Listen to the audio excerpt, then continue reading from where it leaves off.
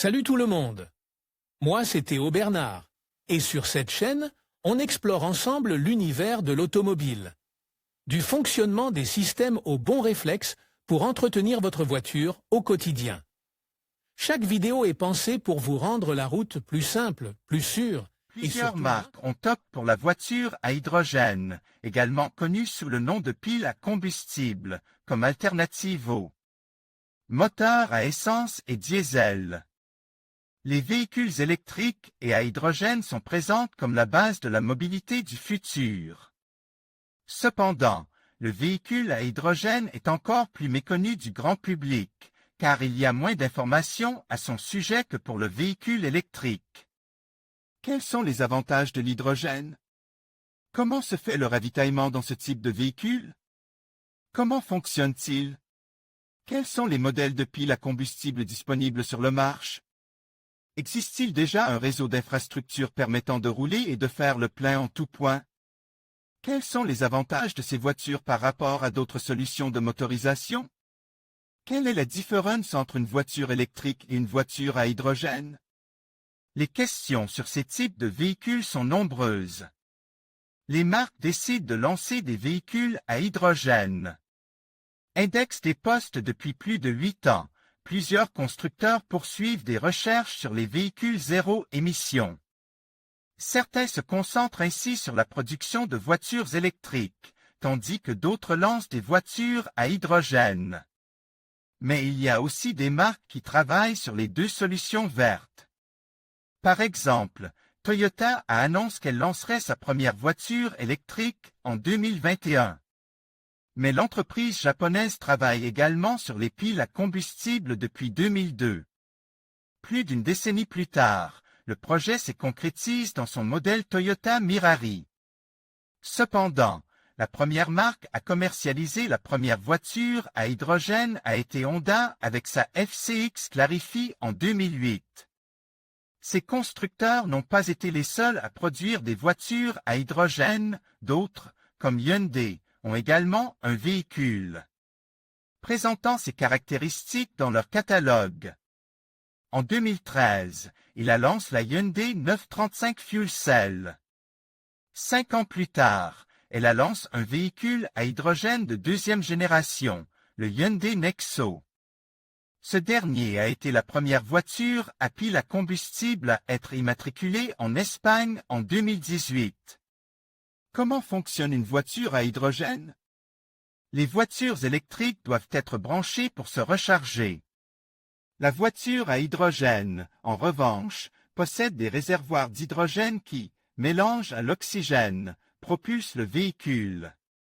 Ce processus chimique se déroule dans la pile à combustible et génère non seulement de l'eau mais aussi de l'électricité. Cette dernière est stockée dans les batteries qui alimentent le moteur. L'eau restante est expulsée par le tuyau d'échappement sous forme de vapeur. Examinons de plus près ce processus impliquant le moteur, la pile à combustible, les batteries et les réservoirs d'hydrogène. L'hydrogène stocké dans les réservoirs alimente la pile à combustible. Celle-ci est composée de piles à combustible dans lesquelles on injecte de l'oxygène, air. Une réaction chimique se produit lorsque l'hydrogène et l'oxygène entrent en contact. Il en résulte de l'électricité et de l'eau. L'électricité alimente la batterie et la batterie alimente le moteur. L'eau restante est transformée en vapeur, qui est expulsée par le tuyau d'échappement. Comment ces véhicules sont-ils ravitaillés? Le ravitaillement est similaire à celui des voitures à essence et à diesel. Vous vous rendez dans une station-service, où un tuyau transfère le carburant du réservoir au réservoir de la voiture. L'avantage par rapport aux voitures électriques est que le temps de ravitaillement est plus court, environ 5 minutes, contre 5 à 8 heures pour les voitures électriques. Un autre avantage des voitures à hydrogène est leur autonomie. Celle-ci est similaire à celle d'une voiture à combustion traditionnelle. Par exemple, la première génération de Hyundai parcourait 430 km sans ravitaillement, tandis que le Nexo a une autonomie d'environ 600 km. En outre, comme les voitures électriques. Elles sont également étiquetées comme des voitures ECO. L'inconvénient est que les stations de ravitaillement sont encore peu nombreuses. L'Allemagne compte 500 stations, tandis que d'autres pays comme la Suède, la Norvège et le Royaume-Uni sont en train de développer l'infrastructure nécessaire à ces véhicules. En Espagne, il existe 6 hydrogénérateurs situés à Albacete, Ciudad Real, Huesca, Saragosse et Séville. Il est également important de rappeler que ce type de voiture de leasing peut être déduit fiscalement si l'on est travailleur indépendant. En raison de l'absence d'une infrastructure adéquate, cette alternative ECO n'est pour l'instant pas suffisamment viable. C'est pourquoi de nombreux constructeurs préfèrent produire davantage de voitures électriques, ce qui semble être la tendance actuelle, plutôt que des voitures à hydrogène.